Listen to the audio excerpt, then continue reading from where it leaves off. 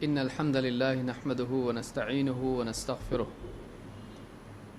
ونعوذ بالله من شرور أنفسنا ومن سيئات أعمالنا من يهده الله فلا مضل له ومن يضلل فلا هادي له وأشهد أن لا إله إلا الله وحده لا شريك له وأشهد أن محمدا عبده ورسوله أما بعد فإن خير الحديث كتاب الله وخير الهدي هدي محمد صلى الله عليه وعلى آله وسلم وشر الأمور محدثاتها وكل محدثة بدعة وكل بدعة ضلالة وكل ضلالة في النار.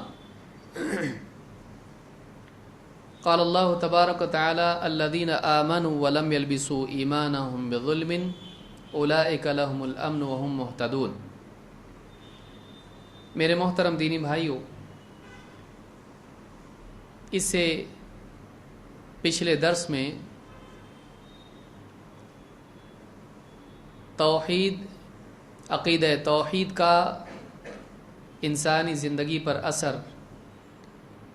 اور انسانی زندگی کی حفاظت میں، انسانیت کے تحفظ میں عقیدہ توحید کی کیا اہمیت ہے، کس طرح سے توحید ایک انسان کی جان کی اور اس کے وجود کی حفاظت کا ذریعہ ہے، دنیا میں آخرت میں کچھ باتیں اس سلسلے سے ہم نے دیکھی تھی کہ توحید میں انسان کی عقل کی حفاظت ہے، شرک میں انسان کی عقل کی بربادی ہے، اسی طرح سے توحید میں انسان کے لیے سماجی اور معاشرتی سطح پر سکون اور اطمینان ہے، حفاظت ہے، امن اور امان اور جانوں کی حفاظت ہے۔ اسی طرح سے اور بھی باتیں ہم نے توحید کے تعلق سے دیکھی تھی جو پچھلے درس میں ہم مکمل کر چکے ہیں۔ آج اسی بات کو آگے بڑھاتے ہوئے کچھ اور ناحیوں سے ہم دیکھیں گے کہ کس طرح سے توحید ایک انسانی حیات کے لیے تحفظ اور حفاظت کا ذریعہ ہے۔ پچھلے درس میں ہم نے کچھ باتیں دنیوی اعتبار سے دیکھی تھیں، آج کچھ اور باتیں ہم دیکھیں گے جس میں ایک چیز یہ ہے کہ توحید انسان کی نیکیوں کی حفاظت کا ذریعہ ہے۔ انسانی تحفظ میں توحید کے اعتبار سے ایک یہ اہم چیز ہے کہ توحید ایک انسان کے اعمال کی حفاظت کا ذریعہ ہے۔ اگر انسان کے پاس توحید نہ ہو، اس کی ساری نیکیاں برباد ہیں آخرت میں، اور اگر اس کے پاس توحید ہو تو اللہ رب العالمین کے نزدیک اس کی نیکیاں مقبول ہو سکتی ہیں۔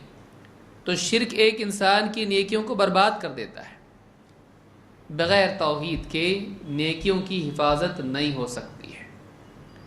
اللہ رب العالمین نے قرآن کریم میں فرمایا وَلَقَدْ أُوحِيَ إِلَيْكَ وَإِلَى الَّذِينَ مِنْ قَبْلِكَ لَئِنْ أَشْرَكْتَ لَيَحْبَطَنَّ عَمَلُكَ وَلَتَكُونَنَّ مِنَ الْخَاسِرِينَ۔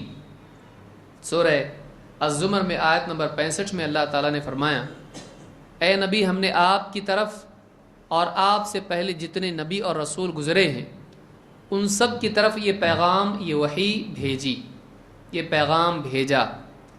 لئن اشرکت، اگر تو نے شرک کیا، لیحبطن عملک، تیرا عمل ضائع ہو جائے گا، تیرا عمل برباد ہو جائے گا، ولتکونن من الخاسرین، اور تو خسارہ اٹھانے والوں میں شامل ہو جائے گا۔ تیرا حال ان لوگوں کے ساتھ ہوگا، تیرا انجام ان لوگوں کے ساتھ ہوگا جو گھاٹے میں پڑ گئے، جو خسارے میں پڑ گئے، ناکامی میں چلے گئے۔ اس آیت سے بات معلوم ہوتی ہے کہ شرک ایک انسان کی نیکیوں کو برباد کر دیتا ہے۔ شرک سے نکل کر توحید میں آنا ضروری ہے، شرک سے بچ کر توحید کا اہتمام کرنا ضروری ہے۔ توحید ایک انسان کی نیکیوں کے لیے حفاظت ہے۔ لوگوں کو کھانا کھلایا آدمی، غریبوں کی مدد کریں، بیمار پرسی کریں، دکھ درد میں لوگوں کے کام آئے، رشتہ داروں سے اچھا سلوک کرے، ہر اعتبار سے بھلے کام کرے، عبادتی اعمال کرے، اگر آدمی کے پاس توحید نہیں ہے تو یہ ساری نیکیاں برباد ہیں۔ لیکن اگر اس کے پاس توحید ہے تو پھر ان نیکیوں کی ضمانت ہے توحید، کہ اللہ رب العالمین اس کی نیکیوں کو قبول کرے گا۔ شرط یہ ہے کہ کوئی ایسا اور کام نہ کریں جو نیکیوں کو برباد کرنے والا ہو، جیسے بدعات ہیں یا اس طرح کی اور چیز ہے۔ تو اس آیت سے ایک بات معلوم ہوئی کہ شرک ایک انسان کی نیکیوں کے لیے بربادی کا ذریعہ ہے۔ اس کے بالعکس توحید کے بارے میں دیکھیے، اللہ تعالیٰ نے فرمایا سورہ الاحقاف میں، ان الذین قالوا ربنا اللہ ثم استقاموا فلا خوف علیہم ولا هم يحزنون اولئک اصحاب الجنۃ خالدین فیہا جزاء بما كانوا یعملون۔ بہت پیاری آیت ہے، مختصر الفاظ میں انسان کے لیے نجات کا ضابطہ فارمولہ اللہ تعالیٰ نے دے دیا ہے۔ کیا ہے؟ ان الذین قالوا ربنا اللہ، جن لوگوں نے کہا کہ ہمارا رب اللہ ہے۔ رب کا مقام اللہ کے سوا کسی کو نہیں دیا۔ رب کس کو کہتے ہیں؟ مالک، پرورش کرنے والا، پالنے پوسنے والا، کھلانے والا، پلانے والا، پیدا کرنے والا، وجود دینے والا، جو ساری کائنات کو اس کی غذا اور اس کی حفاظت اور اس کی ضروریات کے لیے پابند کیے ہوئے ہیں، اس کو رب کہتے ہیں۔ جو خالق ہے، جس نے بندوں کی پرورش کی ہے، ایک حال سے دوسرے حال میں اس کو پروان چڑھایا، یہ مقام اللہ کے لیے خاص ہے۔ تو جن لوگوں نے صرف اللہ کو اپنا رب بنایا، ان الذین قالوا ربنا اللہ، ان کی زبان سے نکلا تو یہی نکلا، ہمارا رب اللہ ہے، ہمارا رب اللہ ہے، ہمارا خالق اللہ ہے، ہمارا مالک اللہ ہے، ہمارا رازق اللہ ہے، اور زندگی میں ہمارے جو بھی امور ہوتے ہیں، جو واقعات رونما ہوتے ہیں، اللہ کے حکم سے، اللہ کے فیصلے سے ہوتے ہیں۔ ساری کائنات میں اللہ کا امر چلتا ہے۔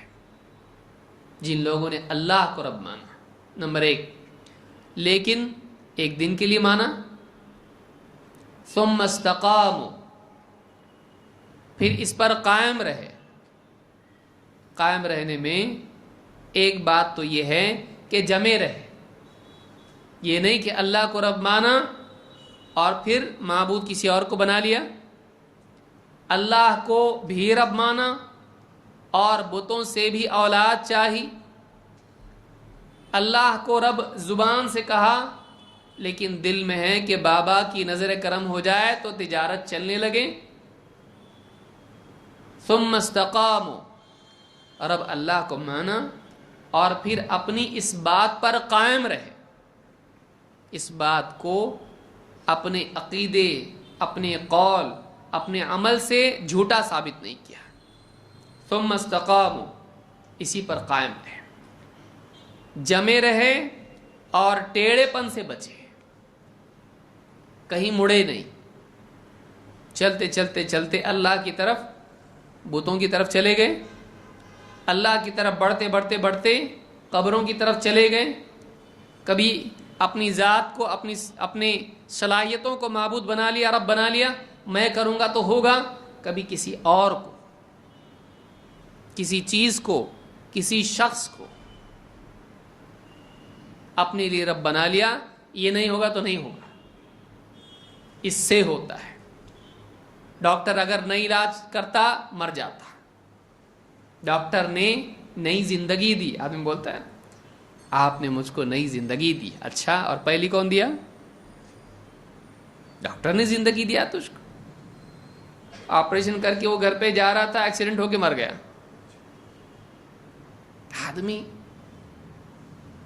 چھوٹے احسان کی کتنی تعظیم کرتا ہے، اور اللہ کے اتنے احسانات ہیں، کبھی تنہائی میں اللہ کے بارے میں سوچتا ہے، اللہ تو نے کتنے احسانات میرے اوپر کیے۔ جن لوگوں کے اندر یہ دو باتیں پائی جائیں کہ اللہ میرا رب ہے، اس کی زبان سے نکلیں تو اللہ کی ربوبیت کا اقرار نکلے، اور اس کی زندگی اس کا جیتا جاگتا ثبوت ہو، اس کی زندگی بتاتی ہو یہ کسی اور کا غلام نہیں، اللہ کا بندہ ہے، اس کی زندگی میں اللہ کے احکام ہیں۔ ثم استقاموا ایک بہت ہی وسیع لفظ ہے، ساری زندگی اس میں آ جاتی ہے کہ پھر اپنی اس بات پر ثابت قدم رہے، اس بات پر سیدھے چلتے رہے، ٹیڑھے کہیں دائیں بائیں مڑے نہیں۔ کیا ہے ان کے لیے؟ فلا خوف علیہم ولا هم يحزنون۔ دیکھیے توحید میں آخرت کی کامیابی ہے۔ فلا خوف علیہم ولا هم يحزنون، ان پر کوئی خوف نہیں اور وہ غمگین نہیں ہوں گے۔ خوف اور غم یہ دو چیزیں اگر انسان اس سے نجات مل جائے خوشی خوشی ہے، ورنہ خوشی خوشی نہیں ہے۔ پیسے آپ کے پاس آئے خوب، لیکن آپ کو چوری کا ڈر ہے، قرض مانگنے والوں کا دل میں کھٹکا ہے، جائیداد اس کے ہاتھ میں آئی، آپ سوچ رہے ہیں معلوم نہیں کون کون آئے گا مانگنے کے لیے، آپ کے پاس تو بہت پیسہ ہے، ذرا مجھ کو بھی دو۔ آدمی آج صحت مند ہے لیکن ڈر لگا ہوا ہے، عمر 40 سال ہو گئی ہے، B P, sugar, heart, kidney, کل کیا ہوگا معلوم نہیں۔ آدمی کو کل تجارت آج چل رہی ہے، جی ایس ٹی، ویٹ، نوٹ بندی، معلوم نہیں کل کیا ہو۔ آدمی کو کھٹکا لگا ہوا ہے، لہذا مستقبل کا خوف حاصل شدہ نعمتوں سے آدمی کو لذت اٹھانے میں مانع بن جاتا ہے، رکاوٹ بن جاتا ہے۔ رہ کے بھی آدمی کو سکون نہیں، مزہ نہیں۔ کیوں؟ کل کیا ہوگا معلوم نہیں، رہتا کہ جاتا۔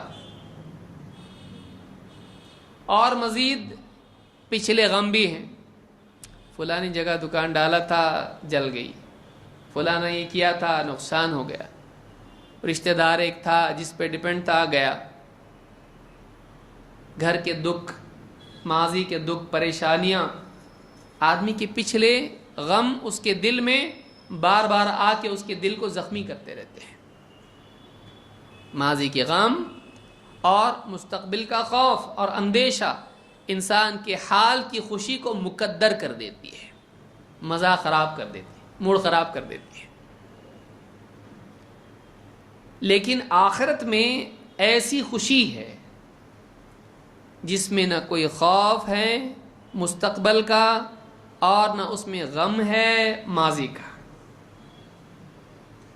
آگے کا ڈر نہیں، پیچھے کا غم نہیں، ڈیلیٹ، ختم، خوشی ہی خوشی۔ کیوں؟ آنے والا تم کو جنت سے نکالا نہیں جائے گا، اللہ ناراض نہیں ہوگا، ڈر رہتا نا آدمی کو، جنت میں ڈال کے پھر اللہ بولا نکلو یہاں سے۔ ہمارے ابو کو تو بولا تھا اللہ تعالیٰ نے، آدم علیہ السلام کو نکالا گیا جنت سے، کیا ہم کو نکالا جائے گا؟ نہیں، ہمیشہ کے لیے جنت سے اگر ہم گئے، اللہ ہم سب کو جنت میں داخل فرمائے۔ آدمی گیا اس کو نکالا نہیں جائے گا، ہمیشہ رہے گا۔ اور دنیا میں جو کھویا جنت میں جانے کے بعد اس کا غم نہیں ہوگا، اس کا غم نہیں ہوگا۔ غم کب ہوتا ہے؟ جب آدمی زیادہ کھوتا اور ہاتھ میں کم آتا، بزنس میں لگایا اور آیا پروفٹ کم، تو دیا زیادہ لیا کم، غم، آدمی کو غم ہوتا ہے آدمی کو۔ جنت میں کیا ہے؟ چھوڑا دنیا کو، دنیا کو چھوڑ کے آیا نا، دنیا کی نعمتیں، دنیا کی ساری چیزیں جنت میں اس سے بہتر ہے کہ کمتر ہیں؟ بہتر، غم کیوں ہوگا بھائی؟ چھوڑا کمتر، گھٹیا اور پایا اعلیٰ، تو اس کو خوشی ہوگی، غم نہیں ہوگا۔ صحبت کیسے لوگوں کی؟ بہترین، سارے نیک لوگ، اللہ والے، صالحین، صحابہ، انبیاء، بڑے بڑے علم والے، نیک لوگ، سخی، مخلصین، اور پھر کچھ ایسے بھی جن کو اللہ نے پاک کر کے ڈال دیا، دھلائی تھوڑی بہت کی جنت جہنم میں، پھر نکال کے ڈالا، اچھے لوگ تھے لیکن کچھ تو بھی غلطی کر کے آئے، پاک صاف کر کے ان کو صحیح کر کے جنت میں ڈال دیا، ریپیئرڈ۔ جس میں اب کوئی برائی نہیں، کوئی چور نہیں، کوئی دھوکے والا نہیں، کوئی چیٹنگ والا نہیں، بیوقوف بنا کے پیسے لے لیا، کوئی سازش کر رہا اس کے خلاف، کوئی جھوٹ بولنے والا، کوئی مار پیٹ کرنے والا، کوئی پاکٹ مار، کچھ بھی نہیں، غیبت کرنے والا نہیں. سلام، سب ایک دوسرے کے لیے تحیتہم فیہا سلام، اس میں ایک دوسرے کو سلام کرنے والے ہوں گے، نہ صرف زبان سے جیسے دنیا میں ہے بلکہ دل سے بھی. اس کے لیے دل میں کوئی کھوٹ نہیں. کیوں غم ہو اس کو؟ اتنی اچھی زندگی، اتنی اعلیٰ زندگی کاہے پہ ہے؟ ان الذین قالوا ربنا اللہ ثم استقاموا، بس شارٹ کٹ. لیکن یہ بولنے میں شارٹ کٹ ہے، پوری زندگی کو یہ اپنے گھیرے میں لینے والی چیز ہے. اللہ کو رب مان کے جی، اپنا مالک کسی اور کو بننے مت دے. اللہ مالک ہے تیرا، ٹھیک ہے دنیا میں کمپنی کا مالک، اس کا مالک، وہ چھوٹا مالک ہے، اللہ کے برابر مت کر اس کو. وقتی ہے وہ، آج اس کمپنی میں کل اس کمپنی میں ہے، آج اس دکان میں کل اس دکان میں کام کرے گا. اللہ تیری زندگی بھر کے لیے مالک ہے، ہمیشہ کے لیے مالک ہے. جنت میں بھی وہ تیرا مالک رہے گا، اور وہ حقیقی مالک ہے. یہ سارے مالک، کبھی کبھی ایسا ہوتا ہے کہ آدمی جس کے پاس کام کرا، جس کے پاس کام کیا ہے، اس کے اوپر ایسا وقت آتا کہ وہ اس کے پاس کام پہ آتا. ہوتا کہ نہیں ہوتا؟ کتنے لوگوں کو دیکھا ہوگا آپ نے، ارے صاحب آپ میرے پاس جاب مانگ رہے ہیں، کیا کروں میرے حالات ایسے ہو گئے. کبھی الٹا ہو جاتا ہے، مالک کیا ہو جاتا ہے؟ محتاج ہوتا ہے. کچھ بھی ہو سکتا ہے دنیا میں، اللہ کبھی محتاجی اللہ کے لیے نہیں ہے. وہ رب العالمین ہے، وہ رب العالمین ساری کائنات کا رب ہے. اس کے امر سے، اس کے قول سے کائنات کا نظام چلتا ہے. اس کو اپنا رب بنایا، جس کی ساری کائنات اور ہر ذرہ اس کی بات مانتا ہے، اور پھر اس پر جمع رہا. زندگی کے حالات میں تھپیڑوں میں متاثر نہیں ہوا، ادھر کی ہوائی تو ادھر چلا گیا، ادھر سے ہوائی تو ادھر گیا، ایسا نہیں کیا. اس نے اپنے آپ کو قائم رکھا اس بات پر کہ نہیں، میرا رب اللہ ہے، میرا معبود اللہ ہے، میں اللہ کے آگے جھکوں گا، کسی اور کے آگے ہاتھ نہیں پھیلاؤں گا.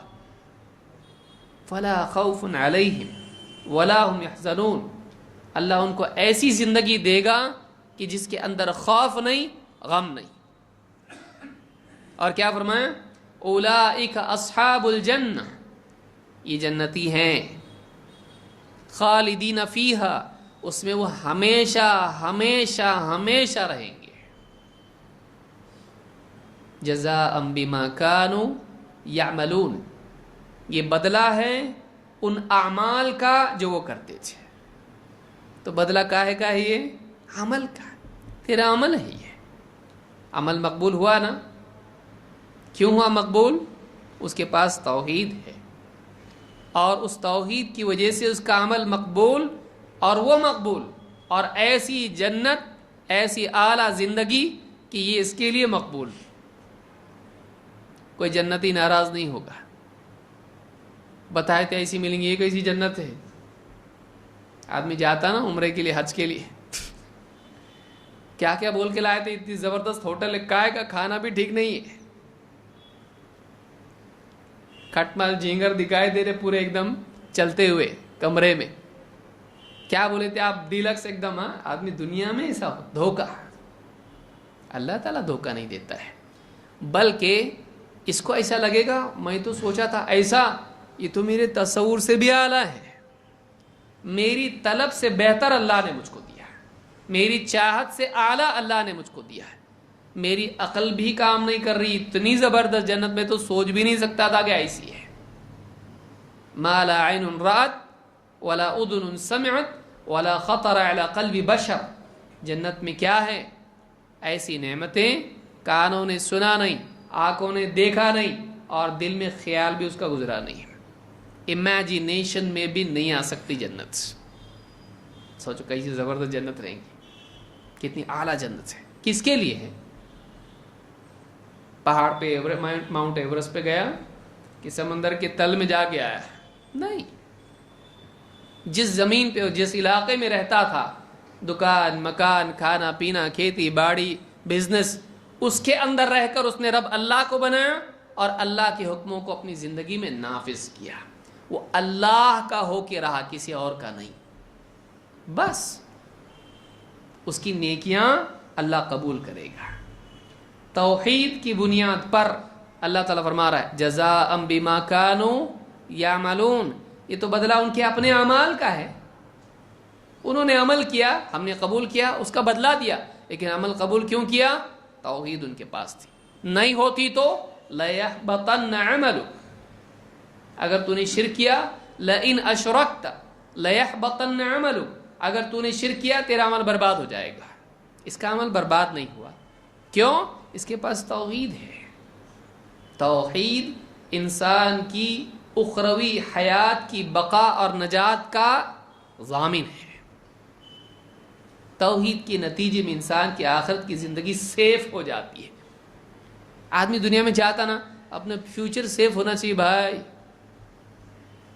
تو میں کیا کر رہا ہوں, فلاں بزنس میں انویسٹ کر رہا ہوں, بڑا پیسہ آئے گا میرے کو. آج کل ایسا بہت کچھ سوچ رہے ہیں لوگ, زیادہ آنا چاہیے. آدمی پیسہ بڑا انویسٹ کرتا ہے, زیادہ آنا چاہیے ایک دم. کیوں؟ آدمی گورنمنٹ جاب ڈھونڈتا ہے. کیوں؟ ریٹائر ہوں گا, بیٹھ کے کھاؤں گا. اپنا فیوچر, بچوں کے بارے میں کیا ہوتے ہیں, پڑھاؤ لکھاؤ ان کو, ان کا فیوچر سیف کرو. ہمارا فیوچر کون سا ہے؟ دنیا. دنیا ہمارا چھوٹا فیوچر ہے. اصل فیوچر کون سا ہے؟ آخرت, جس میں ہمیشہ انسان کو رہنا ہے. جس فیوچر کی مصیبت اس دنیا کی مصیبت سے بڑی ہے. پیٹ کا جہنم اتنا بڑا نہیں ہے, ڈینجر نہیں ہے, جتنا اللہ کی بنائی ہوئی جہنم ہے. دنیا کے مسائل اتنے بڑے نہیں ہیں جتنے قبر کے اور جہنم کے مسائل ہیں, حشر کے مسائل ہیں. اس فیوچر کی سیفٹی توحید میں ہے. تو یہ بھی ایک یاد رکھنے کی چیز ہے کہ انسان کی حفاظت, جو ہم جس پر گفتگو کر رہے ہیں, ہماری حفاظت کس چیز میں ہے؟ ہمارے اعمال, ہماری نیکیاں, ہماری کوششیں اور ہمارا فیوچر, بڑا فیوچر, اصل فیوچر جس کے بعد کوئی فیوچر نہیں ہے, جس میں ہمیشہ رہنا ہے, اس فیوچر کی حفاظت توحید میں ہے. ان الذین قالوا ربنا اللہ ثم استقاموا. تو انسانیت کا تحفظ توحید میں ہے. اس اعتبار سے ایک ناحیہ یہ بھی اس کا ہے کہ انسان کے اعمال اور ان کے انجام کی حفاظت, اس کی بھلائی, اس کا تحفظ توحید میں ہے. آئیے آگے بڑھتے ہیں. اب دیکھتے ہیں دنیوی اعتبار سے انسان کی لائف, زندگی, اس کی حفاظت کس طرح سے توحید میں ہے. نمبر 1, اقرا. اسلام میں چاہے جنگی حالات ہوں, اگر ایک آدمی کلمہ توحید کا اقرار کر لے, اس کی زندگی محفوظ ہو جاتی ہے. توحید کا کلمہ اتنی بڑی چیز ہے کہ جنگ چل رہی ہے, لیکن اس جنگ میں بھی ایک آدمی کہے اشہد ان لا الہ الا اللہ, کلمہ اقرار کر لے, توحید کا کلمہ پڑھے, اس کو قتل نہیں کیا جا سکتا ہے. اللہ کے نبی صلی اللہ علیہ وسلم فرماتے ہیں من قال لا الہ الا اللہ, جس نے لا الہ الا اللہ کا اقرار کیا, وکفر بما یعبد من دون اللہ, اور اللہ کے سوا جن کی عبادت کی جاتی ہے ان کا انکار کیا. یہاں کفر کرنے کے لیے کہا جا رہا ہے. یاد رکھیں, بہت سارے لوگ غیر مسلم, تم لوگ ہم کو کافر بولتے ہیں. کیا مطلب ہے کافر کا؟ وہ سمجھتے ہیں کوئی گالی ہے یہ. کافر کے معنی ہے انکار کرنے والا. یہاں پر کیا سکھایا جا رہا ہے؟ کفر کرو. کس کو؟ مسلمانوں کو. اللہ تعالیٰ, اللہ کے نبی صلی اللہ علیہ وسلم کیا فرما رہے ہیں؟ من قال لا الہ الا اللہ. لیکن کفر کی نسبت دیکھنا ہے ہم کو, سمجھو اس کو. کسی کو سمجھانے آنا چاہیے کہ کوئی آدمی کہے یار تم لوگ ہم لوگ کو کافر کیوں بولتے ہو, تو اس کو بتانے آنا چاہیے کہ کفر کے معنی, کافر کے معنی کیا ہے. یہ کوئی گالی نہیں ہے, اس ایکٹیویٹی کی وجہ سے بولا جا رہا ہے جو کر رہا ہے. اس کام کی وجہ سے جس کا ارتکاب وہ کر رہا ہے. من قال لا الہ الا اللہ، جس نے لا الہ الا اللہ کہا. لا الہ الا اللہ، اللہ کے سوا کوئی حقیقی معبود نہیں، جس نے زبان سے اقرار کیا. وَكَفَرَ بِمَا يُعْبَدُ مِن دُونِ اللَّهِ، اور کفر کیا ان سب کا جن کی اللہ کے سوا عبادت کی جاتی ہے. جتنے بھی اللہ کے علاوہ معبود بنائے ہوئے لوگوں کے، اس کا کیا کیا اس نے؟ انکار کیا، کفر کیا. تو کفارہ کا مطلب کیا ہے؟ انکار کرنا. تو مسلمان کو بھی کفر کرنا پڑتا ہے، لیکن کس کا؟ اللہ کے سوا دوسرے معبودوں کا.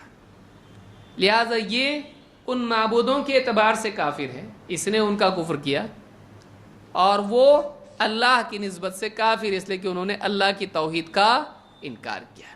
لیکن علی الاطلاق مسلمان کو کافر نہیں کہا جا سکتا ہے. ہاں یہ کہہ سکتے ہیں اس نے ان کا کفر کیا جو اللہ کے سوا پوجے جاتے ہیں. علی الاطلاق کوئی مسلمان بھی کافر ہوتا ہے نہیں بول سکتے، کیونکہ اس میں کنفیوژن کریٹ ہوگا. سوال یہ پیدا ہوگا کس کا؟ کیونکہ کفر جب کہا جائے اسلام میں تو پھر تو دین کا کفر ہوا نا، اللہ کا کفر ہوا. لیکن وضاحت کے ساتھ بولا جائے بتوں کا کفر کیا، اللہ کے سوا جن کو پوجا جا رہا چاند ستاروں کی عبادت کا کفر کیا، تو یہ نسبتاً اس طرح سے کہا جائے گا. علی الاطلاق مسلمان کو ہر مسلمان کافر ہوتا ہے نہیں بول سکتے. ایسا کنفیوژن ہوگا کہ مسلمان کافر کیسے ہوتا بھائی، پھر آپ 4 دن کے بعد بولے مسلمان کافر ہوتا ہے بتوں کا، ایسا نہیں چلے گا. ویسے ہی جیسے ایک آدمی کہے لا الہ، پھر ایک ہفتے کے بعد بول رہا الا اللہ، نہیں چلے گا. کیوں؟ لا الہ کا مطلب کیا ہے؟ کوئی معبود نہیں. تو یہ کیا ہے؟ یہ غلط جملہ ہے. اس سے سارے معبودوں کا انکار ہو جاتا ہے. اس کے ساتھ الا اللہ کو جوڑنا لازم ہے.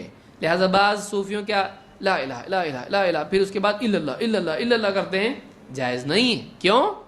اس لیے کہ آپ کلمے کو توڑ کے آدھا آدھا ایسا بیان نہیں کر سکتے. آپ کو پورا ایک ساتھ بیان کرنا چاہیے تاکہ کفر کا کلمہ، آدمی کا توحید کا کلمہ کفریہ کلمہ نہ بن جائے. آدھا نہیں بول سکتا آدمی. تو من قال لا الہ الا اللہ وکفر بما یعبد من دون اللہ حرم مالہ ودمہ وحسابہ علی اللہ، کہ جو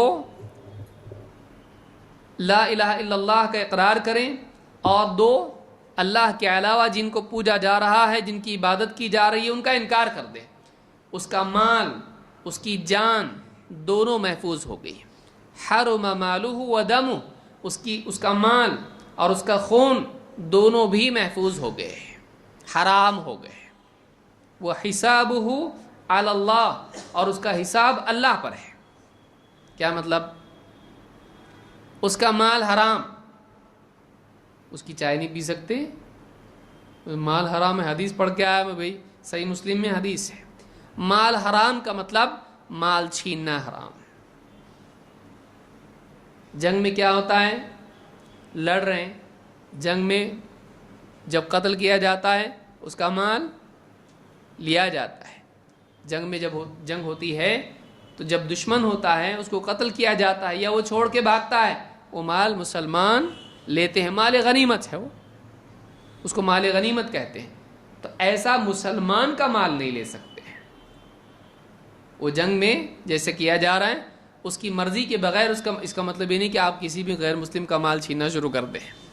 یہ جنگی حالات میں ہوتا ہے، جنگی حالات میں ہوتا ہے. ایسا نہیں کہ آپ کسی کا بھی مال چھیننا شروع کر دیں. ارے مسلمان نہیں، کلمہ تھوڑی پڑھا اس نے، نہیں کر سکتے. ہر انسان کا مال اس کا اپنا ہے، آپ چھین نہیں سکتے. یہ جنگ کے حالات میں ہوتا ہے کہ جب وہ لوگ، آپ دیکھیے احد کی جنگ میں کیا ہوا تھا، جب مشرکین بھاگنے لگے، مسلمان اوپر سے نیچے اتر، جنگ ہو گئی، مال غنیمت لے لو. تو وہ مال جمع کیا جاتا ہے، مسلمان اس کو لیتے ہیں. تو لیکن اگر اس نے کلمہ پڑھ لیا تو جنگ میں بھی اس کا مال چھین سکتے آپ نہیں، کیونکہ اب وہ کیا ہو گیا؟ مسلمان. وَدَمُهُ، اس کا خون بھی حرام ہو گیا، یعنی اس کا آپ خون بہا سکتے نہیں، نہ اس کو قتل کر سکتے. یہاں قتل کی بات نہیں کہی گی. کیا کہا گیا؟ وَدَمُهُ، اس کا خون کیا ہے؟ حرام. یعنی آپ اس کو جرح بھی نہیں کر سکتے. قتل تو آگے کی چیز ہے، آپ اس کو زخمی بھی نہیں کر سکتے. وَحِسَابُهُ عَلَى اللَّهِ، اور اس کا حساب اللہ پر ہے. یعنی آپ یہ کہیں جنگ میں اس نے کلمہ پڑھا جان بچانے کے لیے، دل میں اس کے جان بچانا تھا، اللہ کے لیے نہیں پڑھا، آخرت کے لیے نہیں پڑھا، جان بچانے کے لیے کلمہ پڑھا، تیرا کام وہ نہیں ہے. اس کا حساب کون لے گا؟ دل کا اللہ. آپ دیکھیے اسلام کیسا دین ہے کہ میدان جنگ میں بھی ایک آدمی اگر کلمے کا اقرار کرے مسلمان رک جائے گا، اس کا قتل نہیں کرے گا. کیوں؟ کلمہ اس نے پڑھا ہے. نہ اس کا مال چھین سکتا ہے، نہ اس کا خون بہا سکتا ہے. اور اگر اس کو ڈاؤٹ ہو اس کے بارے میں، اس کا حساب بھی اللہ پہ چھوڑ، تیرا کام وہ نہیں ہے. توحید میدان جنگ میں بھی ایک غیر مسلم کی دشمن اور حربی ہے، اس کی حیات کا ذریعہ بن جاتی ہے، اس کی زندگی کی حفاظت اس میں ہے. اس پر ایک واقعہ دیکھتے ہیں. اسامہ بن زید رضی اللہ تعالیٰ فرماتے ہیں، صحابی اللہ کے نبی صلی اللہ علیہ وسلم کے، بعثنا رسول اللہ صلی اللہ علیہ وسلم فی سریۃ، اللہ کے رسول صلی اللہ علیہ وسلم نے ہم کو ایک سریہ ہمیں بھیجا. سریہ اس لشکر کو کہتے ہیں جس میں نبی صلی اللہ علیہ وسلم خود نہیں تھے. عموماً اس طرح سے بولا جاتا ہے کہ آپ نے ایک لشکر بھیجا جنگ کے لیے. فصبحنا الحرقات من جہینہ، ہم لوگوں نے صبح سویرے ہی ایک علاقے پر جہینہ کے قبیلے کے لوگوں پر ہم نے حملہ کر دیا. صبح سویرے حملہ کیا. فَأَدْرَكْتُ رَجُلًا، اب جنگ چھڑ گئی، حملہ کر دیا، چھاپا مارا ہے، جو بھی آپ لفظ اس کے لیے، حملہ کر دیا انہوں نے، مسلمانوں نے.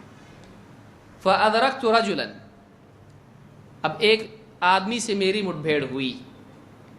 جیسے ہی جنگ مارنے کا معاملہ لڑنے کا شروع ہوا، اس نے کیا کیا؟ ایک آدمی نے کیا کہا؟ لا الہ الا اللہ، لا الہ الا اللہ. جیسے وہ میرے ہاتھ میں آیا اس نے کیا کہا؟ لا الہ الا اللہ. فطعنتہ، میں نے اس کو مار دیا، میں نے اس کو مار دیا. طعنتہ، گھونپ دیا جو بھی ان کے ہاتھ میں ہتھیار تھا. فوقع فی نفسی من ذلک، لیکن یہ چیز میرے دل میں بیٹھ گئی کہ میں نے صحیح کیا غلط کیا. فذکرتہ للنبی صلی اللہ علیہ وسلم، یہ بات میں نے اللہ کے نبی صلی اللہ علیہ وسلم سے بھی ذکر کی. اللہ کے رسول، میرے ہاتھ میں ایک آدمی آ گیا، لیکن جیسے ہی میں اس کو مارنے جا رہا تھا اس نے کلمہ پڑھ لیا، لیکن پھر بھی میں نے مار دیا. فذکرتہ للنبی صلی اللہ علیہ وسلم فقال رسول اللہ صلی اللہ علیہ وسلم اقال لا الہ الا اللہ وقتلتہ، اس کے لا الہ الا اللہ کہنے کے بعد بھی تو نے قتل کر دیا؟ اس کے لا الہ الا اللہ کہنے کے بعد بھی تو نے قتل کر دیا؟ قال قلت یا رسول اللہ انما قالها خوفا من السلاح، کہ اللہ کے رسول اس نے تو بس ہتھیار کے ڈر سے کلمہ پڑھا تھا، اس نے ہتھیار کے ڈر سے جان بچانے کے لیے کلمہ پڑھا تھا. قال افلا شققت عن قلبه حتى تعلم اقالها ام لا، اس کا سینہ پھاڑ کے کیوں نہیں دیکھ لیا کہ واقعی جان بچانے کے لیے کلمہ پڑھا تھا یا نہیں؟ ڈانٹ کے کہا تجھ کو معلوم ہے اس کے دل میں کیا تھا؟ جان بچانے کے لیے کہا تھا یا واقعی آخرت کی نجات کے لیے کہا تھا؟ حق واضح ہونے کے اعتبار سے کہا تھا؟ تو نے اس کا سینہ پھاڑ کے کیوں نہیں دیکھ لیا کہ اس نے واقعی اپنی جان بچانے کے لیے کہا تھا کہ نہیں؟ فما زال یکررها حتی تمنیت انی اسلمت یومئذ، اللہ کے رسول صلی اللہ علیہ وسلم بار بار بولتے رہے، سینہ پھاڑ کے کیوں نہیں دیکھ لیا تو نے اس کا سینہ چیر کے کیوں نہیں دیکھ لیا تو نے اس نے کیوں کہا تھا؟ جان بچانے کے لیے کہا تھا یا اللہ کے لیے کہا تھا؟ کہتے ہیں بار بار اتنا بولنے لگے اللہ کے رسول صلی اللہ علیہ وسلم، میرے دل میں تمنا پیدا ہوئی کاش کہ میں آج سے پہلے مسلمان نہیں ہوتا، کاش کہ میں آج ہی مسلمان ہوا ہوتا. کیوں؟ میرے نامہ اعمال میں یہ نہیں ہوتا کہ میں نے ایسا ایسا کیا ہے، کیونکہ جب آدمی اسلام میں آتا ہے پچھلے سارے گناہ معاف ہو جاتے ہیں.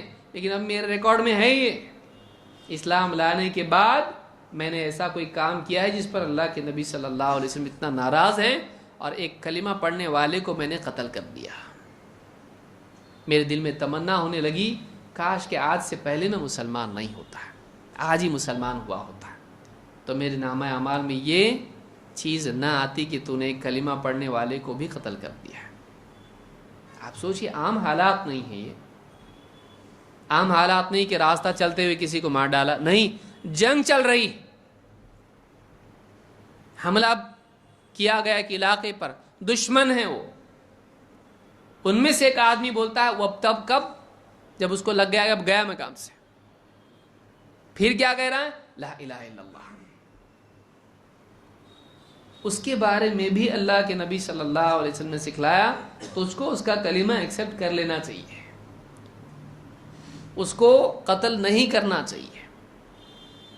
آپ سوچئے کس طرح سے یہ کلمہ ایک انسان کی زندگی کے لیے حفاظت ہے، کلمہ پڑھا حفاظت۔ کیا کہیں گے ان لوگوں کے لیے جو جیسے داعش والے ہیں، IS والے، سورت پڑھ کے سنا، نہیں آ رہی پڑھنے اس کو، سورہ فاتحہ پڑھ، کتنے ٹائم کی نماز پڑھتا ہے، نہیں آ رہا بولنے، گھبرا کے بھی بعض اوقات آدمی بھول جاتا، اچھے اچھوں کو امامت کے لیے کھڑا کرو والا اثر بھول جائیں گے، ہے کہ نہیں؟ جبکہ کوئی بندوق لے کے پیچھے مقتدی سارے نہیں ہیں، بس خالی مقتدی پیچھے ہیں، بنا دیے امام، پڑھو، ہو سکتا ہے سورہ فاتحہ بھی بھول جائے، پڑھنے میں گڑبڑاہٹ ہو جائے اس کی، اور ایک آدمی کو آپ بندوق لے کے کھڑے رہے، پڑھ کے سنا، نہیں آ رہا، اس کو سمجھ میں نہیں آ رہا، کچھ بھی بول سکتا ہے، وہ شوٹ کر دیا اس کو، اور یہ آدمی دشمن کی قوم کا ہے، نبی صلی اللہ علیہ وسلم نے حملے کے لیے بھیجا ہے، بھائی کوئی معمولی لوگ نہیں، یہ ڈاؤٹ نہیں ہے کچھ بھی اس میں، غلط لوگ ہی ہیں، ان میں سے کوئی آدمی کلمہ پڑھتا ہے، مغلوبیت کی حالت میں کیا کیا گیا، اس کو مارا گیا، چھوڑا گیا۔ اللہ کے نبی صلی اللہ علیہ وسلم کا اتنا ناراض ہونا کہ صحابی کا یہ سوچنا کاش کہ میں اس سے پہلے مسلمان نہیں ہوتا۔ آپ سوچیے اسلام کتنا رحم والا دین ہے۔ نہیں کلمہ پڑھا، نہیں کرنے کا کچھ بھی اس کو، یہ دین ہے، اور وہ بے دینی ہے، دین کے نام پر ہے، یہ بدقسمتی ہے، یہ بہت خطرناک چیز ہے۔ لہٰذا یہ تکفیری لوگ ہیں جو بھی اس طرح کے ہیں، داعش والے، ISIS والے، بھلے ہی نام ان کے بدل کے نئے نئے وہ رکھ لیں، لیکن یہ تکفیری لوگ ہیں جو مومن کو بھی، مسلمان کو بھی کافر بناتے ہیں۔ اسلام ایسا دین نہیں ہے، اسلام اتنا احتیاط والا دین ہے۔ سوچئے ایک انسان کی جان اسلام میں کتنی محترم ہے کہ ڈاؤٹ ہو سکتا ہے، بھائی ہو سکتا ہے جان بچانے کے لیے، بولے پاسبلٹی ہے کہ نہیں ہے، زیادہ پاسبلٹی اس کی ہے، کامن سینس ہے، زیادہ ممکن یہ ہے کہ واقعی اس نے جان بچانے کے لیے بولا ہے کہ نہیں۔ جنگ میں آدمی، دشمن قوم کا آدمی لا الہ الا اللہ بول رہا، چانسز زیادہ کیا ہیں، جان بچانے کے لیے بول رہا، اس کو معلوم ہے بولے تو چھوڑتے، ہو سکتا ہے، نہیں بھی ہو سکتا ہے نا۔ تو جب دونوں امکانات ہیں تو تجھ کو احتیاط والا راستہ اپنانا چاہیے، نہیں قتل نہیں کرنا ہے، بعد میں انویسٹیگیٹ کریں گے کہ واقعی مسلمان ہے کہ نہیں ہے۔ کتنی بڑی بات سوچئے۔ تو یہ بخاری اور مسلم کی حدیث ہے، لیکن کیا اس کا یہ مطلب ہے کہ پھر کلمہ پڑھا تو چھوڑو لیکن بغیر کلمے والے سارے لوگوں کو قتل کر دو؟ کیا ایسا اسلام میں ہے؟ نہیں۔